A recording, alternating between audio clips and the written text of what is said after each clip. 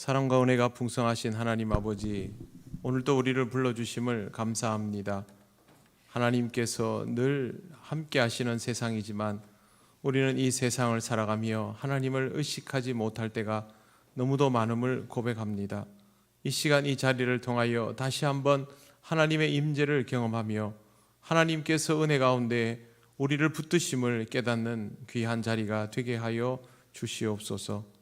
여러 가지 많은 일들이 있지만 모든 상황 속에서 항상 하나님과 동행할 수 있는 우리 통영교회 모든 성도들이 되게 하여 주시기를 원합니다. 하나님, 우리에게 주신 모든 상황이 우리를 힘들게 하는 것이 아니라 우리로 하여금 하나님께 더욱 나아가도록 이끌어주는 길임을 기억하게 하시고 믿음으로 반응하는 우리들 되게 하여 주옵소서. 우리 모든 성도들의 건강을 지켜주시기를 원합니다. 하나님, 이 어려운 고비를 함께 잘 넘기며 강건함을 누리게 하시고 또 이 시간을 통하여 신앙이 더욱 무르익어가는 은혜를 누리게 하여 주시옵소서.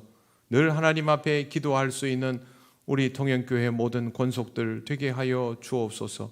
마음에 답답함이 있다면 또 바라는 것들이 있다면 하나님 말씀을 먼저 대하게 하시고 하나님께 간절히 구함을 통하여 응답받는 기쁨이 있게 하여 주옵소서. 이 시간을 통하여서도 하나님께 답을 얻는 은혜가 있기를 원합니다. 하나님께서 함께하여 주심을 통하여 답을 얻어 돌아가는 우리 모두가 되게 하여 주시옵소서. 감사드리며 예수님 이름으로 기도드립니다. 아멘. 하나님 말씀 민수기 10장 11절에서 28절입니다. 구약 성경 211쪽입니다. 민수기 10장 11절에서 28절까지 말씀 한 절씩 교독하겠습니다. 둘째 해 둘째 달 스무 날에 구름이 증거의 성막에서 떠오르매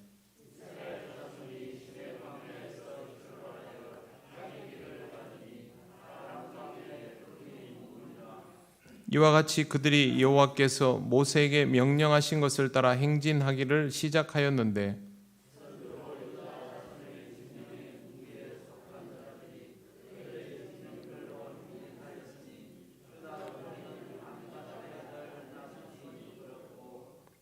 이사갈 자손 지파의 군대는 수알의 아들 느다넬이 이끌었고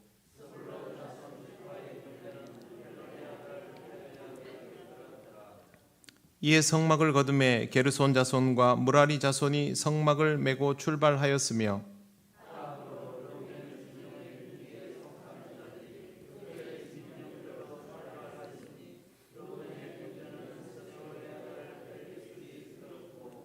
시므온 자손 지파의 군대는 수리사떼의 아들 슬루미엘이 이끌었고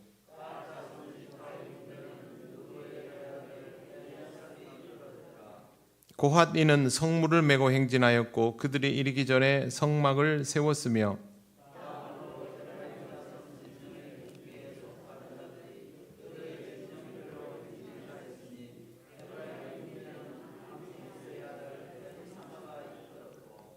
므낫세 자손 지파의 군대는 브다술의 아들 가말리엘이 이끌었고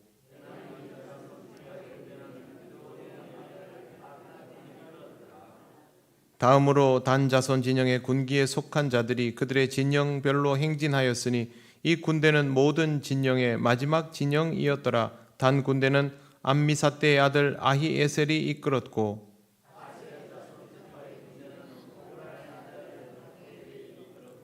납달리 자손 지파의 군대는 에난의 아들 아히라가 이끌었더라.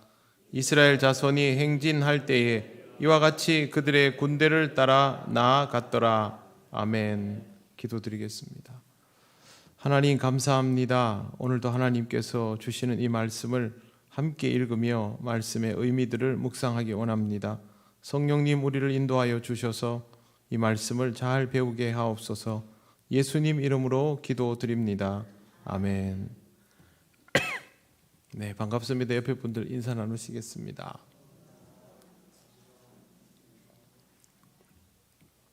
제가 오늘 그 생각을 했습니다.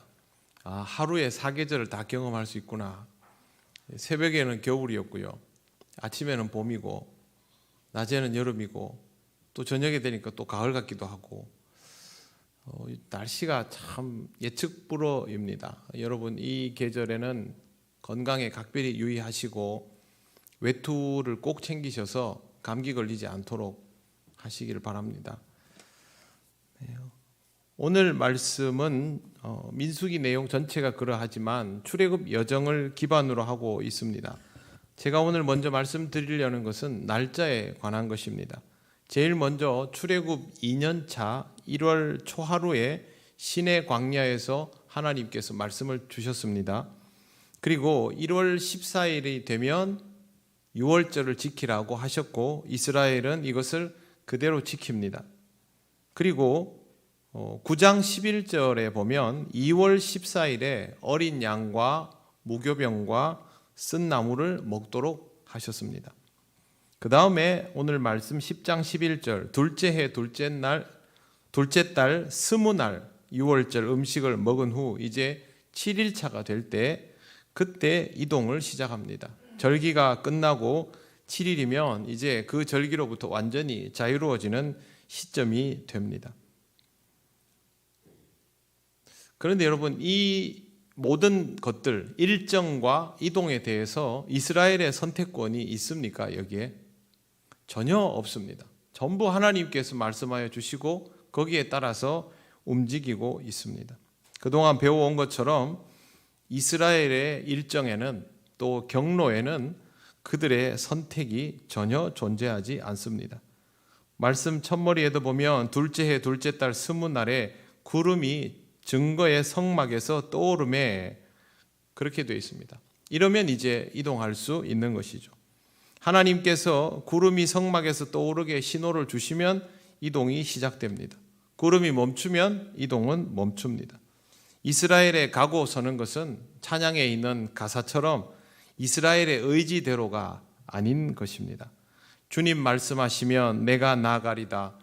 주님 뜻이 아니면 내가 멈춰서리다. 나의 가고 서는 것 주님 뜻에 있으니 오 주여 나를 이끄소서. 이 찬양 여러분 다 아시지 않습니까? 이것은 이스라엘에게만 해당되는 일이 아니라 우리 모두에게 있는 것이죠. 제가 이 찬양을 낮에 설교 준비하면서 불러보면서 이 찬양이 왜 나왔을까? 그 생각을 좀 해봤습니다. 처음부터 이런 찬양의 의미를 알았을까요? 이 곡을 쓴 사람이 정반대였을 것입니다. 자기 마음대로의 인생을 살아보고 자기가 원하는 것들을 이루려 하고 아마 그랬을 겁니다. 그러나 뜻대로 되지 않았겠지요. 그리고 무언가의 이끌림을 받듯 그렇게 가는 자기 인생을 보면서 하나님의 말씀이 어디 있는지를 보았을 것이고 그때부터 주님이 나에게 말씀하시면 내가 그 말씀을 따라 갈 수밖에 없구나라는 사실을 알게 되면서 이런 노래를 쓰게 되었을 겁니다. 그건 우리가 직접 가서 물어보지 않아도 뻔한 일입니다. 왜? 우리 자신도 그와 같은 경험 속에서 하나님의 이끌림을 받으며 오늘까지 살아오고 있기 때문입니다. 오늘 낮에도 어떤 분이 저에게 그거를 물어왔습니다. 내가 원하는 것이 있기는 한데 그것대로 잘 되는 것 같지는 않습니다. 제가 그렇게 말했습니다. 당연하지요. 우리는 신앙의 의지가 좋아지면 좋아질수록 우리 마음에 원하는 것들을 계속 내려놓아 가야 합니다. 그렇게 하지 않으면 하나님께서 나를 이끌어 가시는 것들을 발견하기 어렵습니다. 그렇게 말씀을 드렸습니다. 하나님께서는 왜 이렇게 이스라엘에게 말씀하시고 신호를 주시고 따르도록 만들었을까요? 하나님은 이런 방식으로 훈련을 시키시는 것입니다. 지금 이스라엘은 하나님께서 내어주시는 신호에 맞게 반응하도록 훈련되고 있는 것입니다. 우리의 인생 여정은 출애굽과 크게 다를 바 없습니다. 그러니 우리의 가고 서는 것도 하나님이 신호를 하시는 것에 따라 맞출 수밖에 없습니다. 우리같이 자유의지를 가진 인간이 뭐하러 그렇게 하는가라고 생각할 수도 있지만 하나님께서 우리에게 자유의지를 주시는 것은 우리 멋대로 살아라고 주시는 것이 아니라 하나님을 충분히 알고 난 이후에 하나님께 능동적으로 반응해 보라고 자유의지를 주신 겁니다. 그러니 우리는 그 의지를 가지고 우리 마음대로의 한계를 넘어서서 우리를 정말 사랑하시는 하나님과 능동적으로 만날 수 있어야 하는 것이죠. 그 전에는 하나님이 어떤 분인지를 알아가는 시간이 필요합니다. 그때 이런 훈련이 반드시 있어야 하는 것입니다. 이스라엘 백성을 이렇게 훈련시킨다면 하나님께서 우리에게도 이와 같은 것들을 분명히 하실 텐데요. 그러면 구름이 증거의 성막에서 떠오르는 것을 보면서 반응하듯이 하나님의 임재를 경험하는 일들이 우리에게도 있어야 합니다. 구름처럼 눈에 보이면 참 좋겠지요. 하지만 그런 식으로 되지는 않습니다. 그렇다면 본문에 나오는 증거의 성막이 우리에게는 과연 어떤 방식으로 존재할 수 있는가를 생각해 볼 필요가 있습니다. 증거의 성막 혹은 성막이라고 표현된 것은 사실상 전부 성막이죠. 성막은 나중에 예루살렘에서 성전이 됩니다. 그리고 이 성전은 예수 그리스도를 통하여 교회라는 모습으로 다시 거듭나게 됩니다. 요즘도 성막이라는 단어를 사용하기는 합니다만 주로 이단들이 즐겨 사용하다 보니까 우리에게는 그렇게 익숙하지 않은 단어가 되어 있습니다. 그러나 근본적으로 성막, 성전, 교회라는 단어는 같은 공통점을 가지고 있습니다.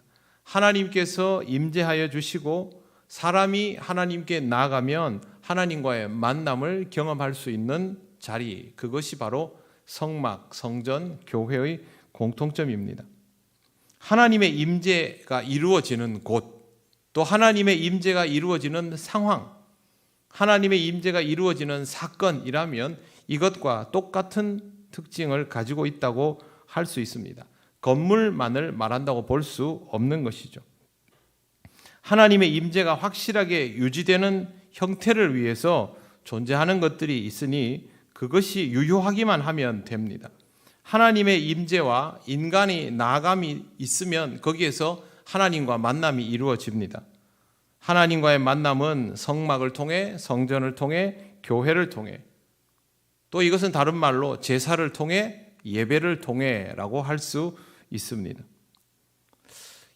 지금 우리에게는 교회를 통하여, 구체적으로는 예배와 사역과 성도 간의 교제를 통하여 하나님의 임재를 경험할 수 있는 기회가 주어지고 있습니다. 그런데 여기에서 필요 충분 조건이 있습니다. 그건 바로 말씀과 기도입니다. 예배에는 당연히 말씀과 기도가 들어있고 사역에도 말씀과 기도가 당연히 들어있습니다. 말씀과 기도를 통하여 사역도 호흡력을 가지게 됩니다. 또한 기도의 토대도 말씀이죠. 누구나 급하면 하나님께 기도할 수 있지만 하나님의 말씀을 제대로 이해하지 못하는 사람의 기도는 결국에는 하나님 앞에 온전히 드려지기가 어렵습니다. 여러분만 하나님께 기도하는 거 아닙니다. 하나님 믿지 않는 사람들도 급하면 다 하나님 찾고 다 합니다. 교회 안 다니는 사람하고 이렇게 만나면요, 저는 목사니까 만나면 꼭 밥 먹을 때 제가 기도하겠습니다 이러고 같이 기도합니다. 그런데 교회 안 다니는 사람도 제가 예수님 이름으로 기도합니다 이러면 아멘 합니다. 내용을 다 알까요? 그게 무슨 의미인지를 알고 할까요? 잘 모릅니다. 그러나 바라는 것이 있기 때문에 그렇게 하는 것이죠. 안타깝게도 하나님의 말씀을 이해하지 못하면 의미 없는 아멘이 될 수밖에 없습니다. 그만큼 말씀과 기도는 중요한 것이죠. 러시아와 우크라이나가 전쟁을 하고 있습니다. 러시아의 일방적인 공격으로 시작이 되었는데 문제는 이 두 나라가 다 기독교 국가라는 것이죠. 러시아 사람들이 기도하겠지요. 전쟁에 나가 있는 우리 군인들 상하지 않게 해 주십시오. 혹은 전쟁에서 승리하게 해 주십시오. 그런데 여러분, 그리스도인의 기도는 어떠해야 합니까? 지금 이 상황에서 그렇게만 기도해야 합니까? 그렇지 않죠. 하나님을 믿는 백성들끼리 이런 전쟁이 일어나서는 안 되니 이 전쟁이 속히 끝나고 사실은 사죄를 구해야 되죠. 전쟁이 빨리 끝나게 해 주시옵소서. 젊은이들이 상하지 않게 하시고 무고히 피해 당하는 일이 없도록 해 주십시오. 러시아, 우크라이나 할 것 없이 그리스도인들은 당연히 이 기도를 드려야 합니다. 그런데 이 기도를 드릴 수 없다면 그 사람은 아직도 예수 그리스도를 온전히 헤아리지 못하는 것이죠. 즉 하나님의 말씀이 그 사람에게 자리 잡지 못한 상태로 바램만 가지고 기도를 하는 것이 됩니다. 그러니 우리에게 말씀과 기도라는 것이 얼마나 중요합니까? 궁극적으로 말씀드리면 하나님의 임재에서 실질적으로 가장 지속성 있고 유효한 것은 결국 말씀입니다. 하나님은 매우 다양한 경로와 방식으로 역사하시지만 제대로 객관화할 수 있는 것은 말씀밖에 없습니다. 하나님의 말씀은 항상 객관화되어 있습니다. 나는 말씀을 따라 움직일 수 있어도 말씀은 나를 따라 움직이는 대상이 아닙니다. 결국 말씀과 내가 함께 있으면 내가 그 말씀을 받아들일 수밖에 없는 것입니다. 이스라엘이 성막 위에 솟아오르는 구름을 보아야 움직일 수 있듯이 우리는 하나님의 말씀을 제대로 주목하여 보아야 하나님께서 지시하시는 방향으로 갈 수 있습니다. 여러분의 인생에 솟아오르는 구름을 확인하고 싶다면 성경을 먼저 펼치시기를 바랍니다. 선포되는 하나님의 말씀에 귀를 기울이시기를 바랍니다. 그것이 확인법입니다. 세상 사람들은 하늘을 보면서 구름을 찾으려 하겠지만 이스라엘이 필요로 하는 이 구름은 하늘을 본다고 찾을 수 있는 것이 아니었죠. 성막을 주목하고 있어야 확인할 수 있는 것 아닙니까? 우리는 세상 사람들과 다릅니다. 사람들이 말하는, 사람들이 볼 수 있는 그런 방식으로 하나님의 임재를 경험하는 것이 아니라 하나님의 말씀을 통하여 하나님의 임재를 온전히 경험하고 그것을 통해서 다른 경로로 역사하시는 하나님의 임재 방식도 파악할 수 있습니다. 알아차릴 수 있습니다. 믿음이 있어야 파악이 되니까요. 그러므로 여러분 먼저 하나님의 말씀에 주목해야 하고 이 말씀의 경로가 주어지는 교회에 집중해야 합니다. 예배의 자리에 집중해야 하는 것도 바로 그런 이유입니다. 이 자리에 앉아서 하나님의 말씀이 내게 받아들여지지 않는다면 하나님의 임재가 나에게 경험되겠습니까? 내가 교회당에 앉아 있어도 하나님의 말씀에 몰두하지 못하는 상황이라면 하나님의 임재를 경험할 수 있다고 말할 수 없지 않습니까? 그래서 우리는 말씀에 집중해야 하고 이 말씀이 주어지는 성경과 교회에 집중할 수 있어야 하는 것입니다. 항상 하나님께 주목하시기를 바랍니다. 그래야 여러분의 인생의 시행착오를 줄이고 이동과 멈춤을 정확히 할 수 있습니다. 우리의 판단으로는 한계가 있습니다. 몇 번 잘하다가도 한 번만 실수해도 우리는 엄청나게 퇴보해버리는 경험들을 전부 가지고 있지 않습니까? 그러므로 더더욱 하나님께 집중해야 합니다. 신호를 볼 수 있는 안목을 키워나가셔야 됩니다. 성경 말씀을 더 깊이 있게 이해하시기 바랍니다. 제가 어제 공부하면서도 말씀을 드렸지만 우리가 이 성경을 읽는데요, 이걸 의미를 모른다면 굉장히 심각한 거죠. 물론 깊이 있게 주석을 하고 하는 그런 정도가 아니고 기본적으로 성경 말씀을 읽으면서 성경의 큰 맥들을 짚을 수 있는 수준도 안 된다면 우리는 굉장히 심각한 상태입니다. 더 늦기 전에 말씀에 대한 이해도 예수님께서 어떻게 이 땅에 오셔야만 했고 우리를 위하여 왜 그런 말씀들을 하셔야 했고 왜 그렇게 십자가를 지셔야 했는지 하나님께서는 어떤 의도로 이와 같은 역사를 이루어 가시는지 하나님을 믿는 자는 예수 그리스도를 믿는 자는 주님의 제자로 살아야 하는데 과연 그것이 어떤 의미인지 교회는 왜 이 땅에 세워지게 되었는지 교회가 하나님 나라에서 어떤 역할을 하는지 이런 것들에 대한 생각이 자리 잡아갈 수 있도록 성경을 열심히 읽으셔야 합니다. 12절 말씀을 한번 보시기 바랍니다. 이스라엘 자손이 구름을 따라가다가 바란 광야에 이르니 구름이 멈추어졌습니다. 시내 광야는 시내산 남쪽 약 10km 지점에 위치해 있습니다. 시내 광야는 광활한 평지와 낮은 구릉으로 이루어져 있습니다. 그리고 곳곳에 우물이 있어서 땅을 파면 물을 쉽게 얻을 수 있는 그런 곳이었습니다. 그런 이유로 인해서 거대한 집단이 급하게 이주해 나와도 견딜 수 있는 자리였던 것이죠. 실제로 60만 3,550명, 60만 1,780명의 장정이면 약 200만 명 정도라고 추산할 수 있습니다. 거기에 가축까지 합치면 숫자는 엄청나겠죠. 그런데 이곳에서는 그나마 이 집단이 잠시라도 머무는 것이 가능했다고 보입니다. 자, 그러면 이집트는 급하게 나왔지만 이렇게 큰 집단이 이동을 하려면 제일 중요한 게 무엇이겠습니까? 이 집단이 머물 수 있을 만한 조건이 되어야 하지 않겠습니까?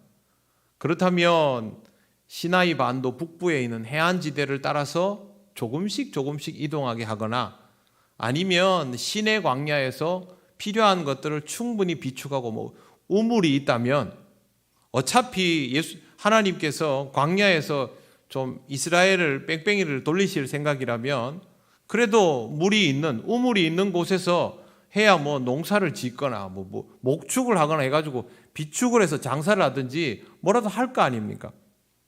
그러면 지중해 지역을 해안을 따라가거나 시내 광야에서 좀 더 오래 머물게 하거나 이게 더 나은 선택인데 하나님은 그렇게 하시지 않고 1년 만에 이 백성을 바란 광야로 보내십니다.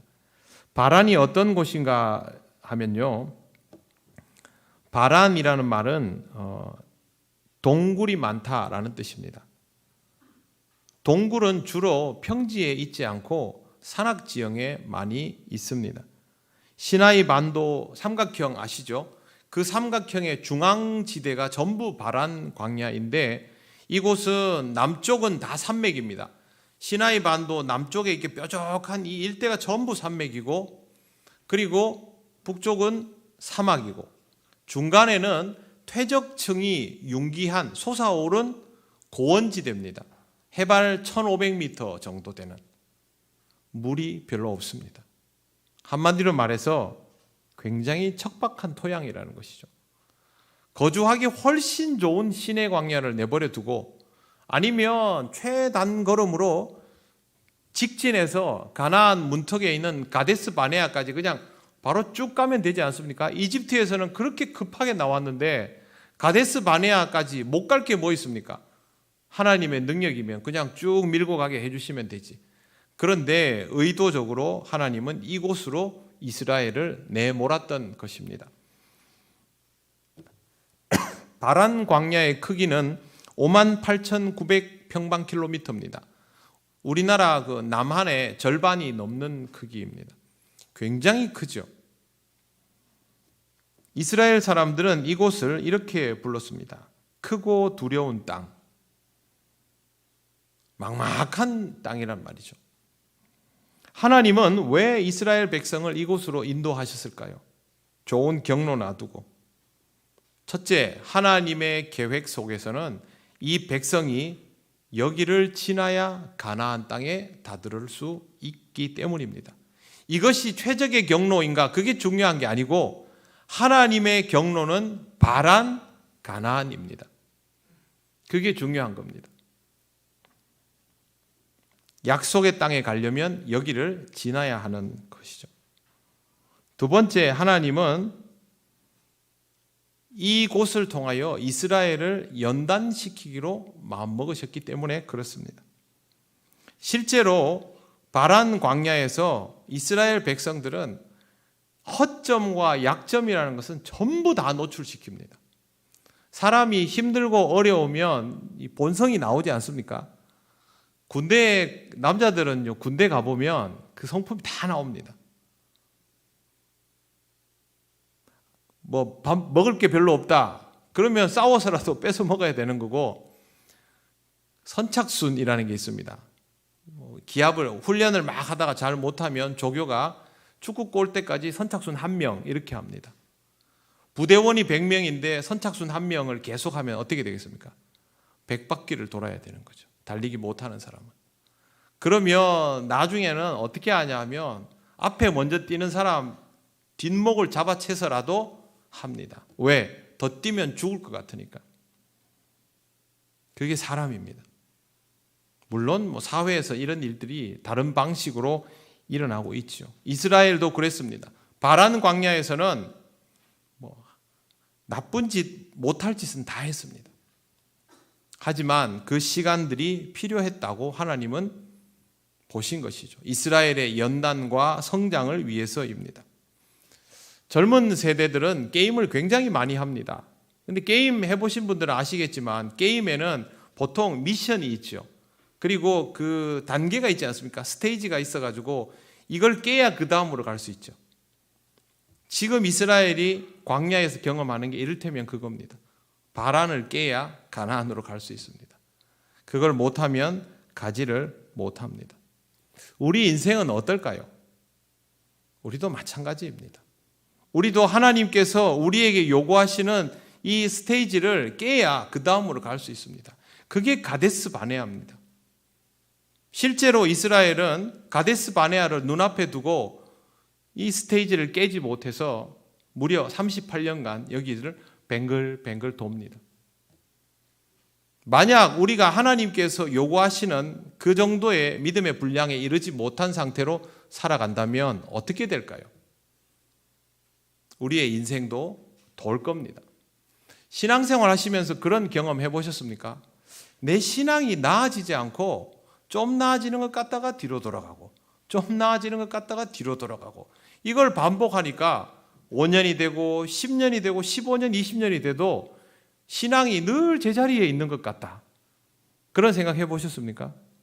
그러면 똑같은 경우죠. 만약 이 상태를 계속 유지한다면 교회는 다니겠지만 그 사람은 결국 바란 광야에서 머물다가 끝이 나게 됩니다. 하나님께서 의도하시는 것은 그게 아니죠. 하나님은 바란 광야에서 가데스 바네아로 나가고 가데스 바네아에서 하나님께서 우리에게 약속의 땅을 주셨으니까 저 땅을 우리가 취하자 하고 나갈 수 있기를 바라십니다. 그러면 우리의 신앙도 계속 뺑뺑이를 돌 것이 아니라 그 다음 스테이지로 넘어가야 되겠죠. 그게 영적 성장입니다. 신앙은 그렇게 해서 성장해 나아가야 합니다. 하나님께서 우리한테 계속 뺑뺑이를 돌라고 신앙생활을 하라 하시지는 않았으니까요. 그래서 여러분 스스로도 바란 광야에서 앞으로 이렇게 이스라엘이 헤매도는 모습을 보시게 될 텐데요. 이러한 모습들을 보면서 내 인생에는 이런 부분들이 있지 않았는가? 내가 신앙생활을 좀 열심히 하다가 퇴보하기를 반복했던 이유가 이와 같지 않은가라는 것들을 살펴보시고 여러분의 신앙적인 약점, 성품에 보완해야 될 것들을 찾아서 개선해 나가고 그렇게 성장해 나가시기를 바랍니다. 그래야 하나님께서 여러분에게 약속하신 것들을 성취할 수 있는 기회를 주십니다. 13절 말씀을 보십시오. 13절에 이렇게 됐습니다. 바란 광야에 그룹이 딱 머물렀습니다. 그 다음 13절 이와 같이 그들이 여호와께서 모세에게 명령하신 것을 따라 행진하기를 시작하였는데 그 다음에 각 지파의 지도자들이 나옵니다. 이스라엘이 구름을 따르는 것은 사실 하나님께서 그동안 이스라엘 백성에게 계속해서 말씀을 해 주셨기 때문에 이렇게 따라 움직일 수 있게 된 것입니다. 다른 사람들과는 완전히 다른 행보를 이스라엘은 가지고 있었던 것이죠. 만약 누가 이 구름을 보았다 합시다. 이스라엘 백성 말고 혹은 밤에 불 모양을 보았다 합시다. 그러면 그 사람들이 그 구름을 보면서 구경을 할 수 있겠죠. 불 모양을 보면서 그거 참 희한하네 이럴 수 있습니다. 하지만 그들이 이스라엘의 여정에 포함되는 사람들입니까? 그렇지 않습니다. 이스라엘의 여정에 포함되는 사람은 하나님께서 모세를 통하여 이스라엘 백성에게 계속 말씀해 주셨던 그것들을 기억하고 있는 사람들만 여기 포함되는 사람들이죠. 하나님이 보여주시는 어떤 현상과 사건을 통해서 거기에 포함되는 것이 아니라는 말입니다. 그러니 정말 중요한 것은 구름과 불 모양이 아니라 하나님의 말씀입니다. 말씀을 늘 들어왔고 그렇기 때문에 이 구름과 불이 사인이 될 수 있다는 것입니다. 그래서 제가 서두에 이것들을 먼저 설명을 드렸습니다. 항상 하나님은 우리에게 필요한 말씀을 주십니다. 그리고 그 말씀은 우리가 버리지 않으면 우리의 인생에 누적이 되게 되어 있습니다. 우리는 이 말씀들을 기억하고 있어야 합니다. 외우라는 말이 아닙니다. 기억해야 됩니다. 기억하라고 제가 말씀드린 이유는 뭐냐 하면요, 사용하면 기억이 됩니다. 학교 공부는 외우면 잊어먹죠. 근데 여러분, 그걸 써먹어 보면 잊어먹지 않습니다. 신앙생활의 기억은 신앙적으로 사용해 보아야 기억으로 남습니다. 하나님의 말씀은 여러분들이 써보셔야 됩니다. 기도하라 그러면 기도하고, 말씀을 읽으라 그러면 읽고, 순종하라 그러면 순종해 봐야 됩니다. 이웃을 사랑하라 그러면 잘하고 못하고를 떠나서 내가 이웃을 위해서 무언가를 해봐야 됩니다. 그래야 이게 이런 것이구나, 이렇게 해야 가능하겠구나, 지금 나는 이게 잘 안 되는구나, 그러면서 기억으로 남는 것이죠. 여러분이 잘하는 것들을 한번 떠올려 보십시오. 신앙생활 이외에 여러분의 일상에서 또 직업에서 잘하는 것들, 전부 몸이 기억하는 것들입니다. 신앙도 그렇게 여러분의 삶에 기억을 시켜야 합니다. 개인만 그런 것이 아닙니다. 교회도 마찬가지입니다. 교회도 하나님의 말씀을 받아들여서 그것을 투영시켜 보아야 기억을 합니다. 그렇지 않으면 교회는 그것을 기억 못합니다. 하나님께서 여러분에게 무엇을 말씀하셨는지 여러분이 마음에 담고 있으십니까? 아무개야, 너는 내가 이렇게 쓰기 위해서 불렀다. 너는 통영교회에서 이 역할을 해야 하는 사람이다. 혹은 너는 이웃을 위해서 어떤 일들을 감당해야 하는 사람이다. 하나님은 우리들 각자에게 분명히 무언가를 말씀해 주셨습니다. 그걸 모르겠으면 그걸 가르쳐 달라고 구하셔야 되고, 그걸 알게 되셨다면 그걸 붙들고 살아가셔야 됩니다. 개인만이 아닙니다. 교회도 마찬가지입니다. 하나님이 우리 교회에 무엇을 말씀하여 주셨는지, 또 우리에게 어떤 경로를 허락하고 계시는지 우리는 알아내야 됩니다. 알아내는 방법은 당연히 말씀과 기도겠죠. 또 하나는 뭡니까? 시도해 보는 겁니다. 시도해 보면 압니다. 기도하는 가운데 신앙적으로 우리가 무언가를 시도해 보면 우리에게 허락하신 것들인지 아닌지 쉽게 구별할 수 있지 않습니까? 아무것도 하지 않으면 알 수 없습니다. 하나님은 그동안 우리가 우리 교회를 통해서 영적인 회복과 내면적인 성장을 이루도록 허락하시고 은혜 주셨습니다. 그리고 하나님께서 내리시는 기본적인 명령, 말씀에 순종할 수 있도록 우리를 훈련시켜 주셨습니다. 여러분만이 아니고 저도 마찬가지, 다 똑같습니다. 그러면 그 다음은 이거에 무엇인지를 우리가 직접 사용해 보아야 합니다. 이스라엘이 가나안 땅을 눈앞에 두고 가데스 바네아에 먼저 발을 디디며 부대껴 보아야 하는 것처럼 우리도 하나님께서 요구하시는 그 실전의 상황 속으로 들어가야 하는 것이죠. 그래야 우리의 역량이 부족한지 아닌지를 알 수 있습니다. 베트남에서 우리나라 군인들 전쟁하러 가서 처음에 총 어떻게 쐈다고 그럽니까? 참호에 머리 숙이고 총만 위로 해가지고 쐈다고 그러지 않습니까? 나가보지 않은 사람은 아무도 모르는 것이죠. 해보지 않은 사람은 모르는 것이기 때문에 그렇습니다. 아무리 연습을 해도 실전은 다릅니다. 운동선수들도 마찬가지죠. 프로야구 투수가 고등학교, 대학교 때까지 전국 챔피언을 먹어도 프로 1년생으로 첫 번째 마운드에 서면 정신이 하나도 없죠. 거의 예외 없이 대부분의 선수들은 첫 경기를 죽을 쓰고 내려옵니다. 하지만 그것이 그 사람의 인생의 발판이 되어서 대선수로 거듭날 수 있는 것이죠. 교회가 하나님의 말씀을 듣고 성도가 하나님의 말씀을 듣고 하나님께서 원하시는 실전으로 나아가면 처음부터 잘할 수 있는 가능성이 얼마나 될까요? 저는 거의 없다고 봅니다. 실패하겠죠. 그러나 그 실패를 통해서 하나님 앞에서 연단받고 성장하게 됩니다. 이스라엘이 바란 광야에서 뺑뺑이를 돌 때마다 늘 생각해야 하는 것이 그거였습니다. 왜 우리는 더 나아가지 못할까? 자기들끼리 싸웠거든요. 우리에게 무엇이 부족할까? 그걸 느끼는 자가 가나안으로 나아갈 수 있습니다. 여러분 항상 생각하시기 바랍니다. 그래야만 이러한 것들을 깨달을 수 있습니다. 가장 기본적인 것들을 예로 들면 신앙생활에 이런 것들이 중요하죠. 내가 신앙적인 일상성을 얼마나 잘 유지할 수 있을까? 내 정신적인 부분들은 얼마나 안정화를 시킬 수 있을까? 또 신체의 건강도 관리할 수 있을까? 그런데 코로나는 우리로 하여금 이런 것들을 다 체크해보게 만들어버렸습니다. 그래서 우리는 졸지에 우리 신앙 안에 가라앉아 있던 것들이 무엇인지를 지난 2년 동안 다 들여다봤습니다. 그래서 우리 중에 누군가는 이 2년 동안 신앙이 더 좋아졌고 우리 중에 누군가는 자기 스스로 신앙이 없었다라는 사실을 깨달아 버렸습니다. 실전은 그런 것이죠. 교회도 마찬가지입니다. 그동안 우리는 우리 자신을 돌아보는 것과 교회 자체를 지키는 것이 전부인 삶을 살아왔습니다. 물론 그러는 중에도 이웃을 사랑하고 세상의 복음을 열심히 전한 교회들이 있기는 하지만 많은 교회와 성도는 그렇게 하지 않고 살아왔더랬습니다. 그러다가 코로나를 만났죠.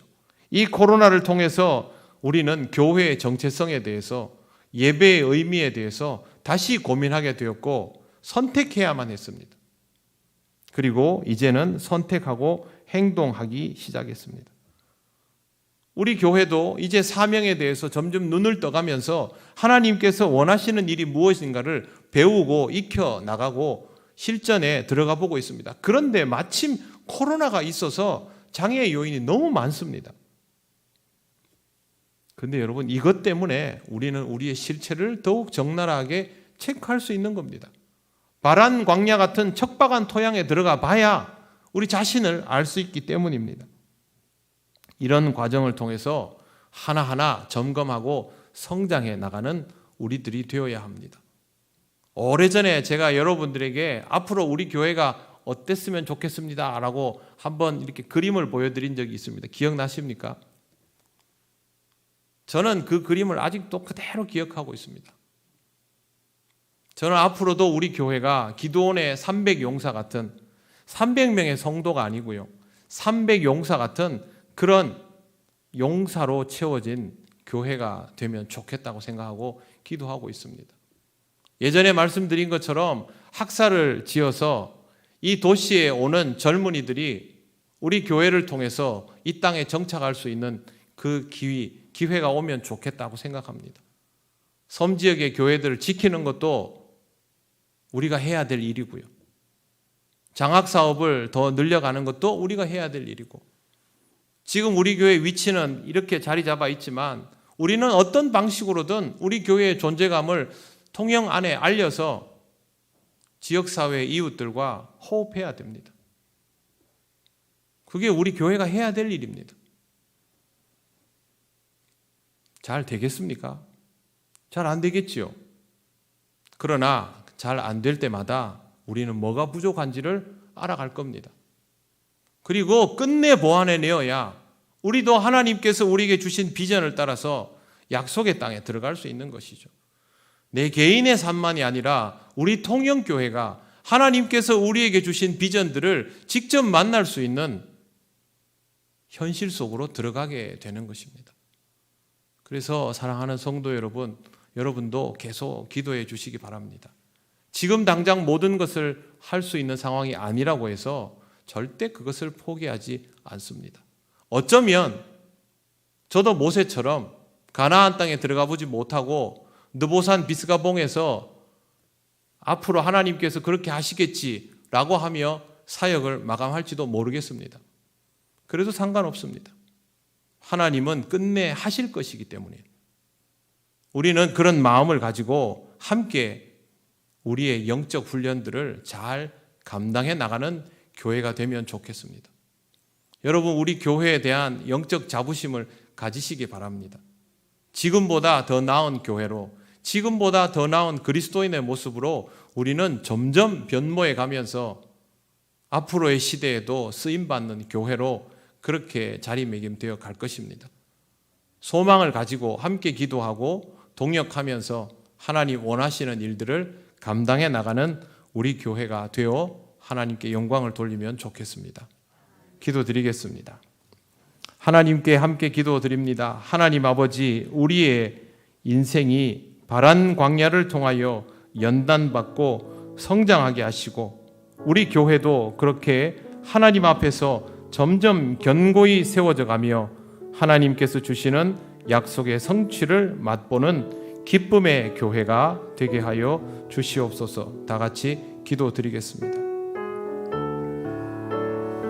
아버지 하나님, 은혜를 감사합니다. 하나님, 우리에게 허락하신 귀한 일들을 하나님 아버지, 우리가 두려움만으로 보지 않게 하시고 소망 가운데 바라보게 하시고 우리의 부족함들을 하나님의 은혜로 녹여나가면서 하나님께서 쓰시기에 합당한 종으로, 합당한 교회로 그렇게 세워져 나가기를 원합니다. 성령님, 우리와 함께하여 주셔서 우리가 할 수 있는 일들을 알게 하셔서 하나님 아버지, 우리의 걸음을 인도하여 주시옵소서.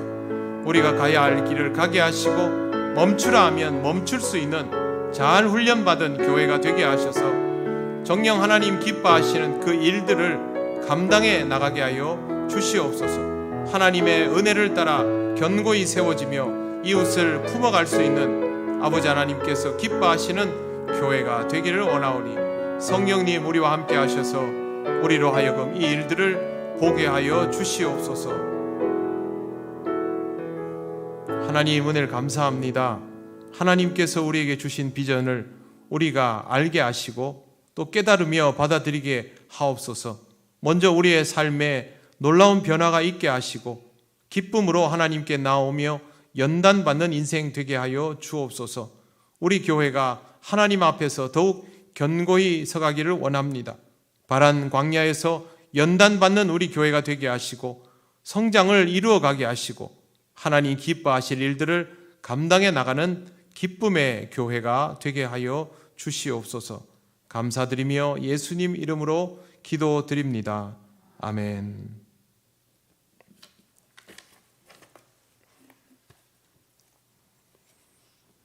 네, 교회 소식 전하겠습니다. 다음 주일은 종료주일입니다.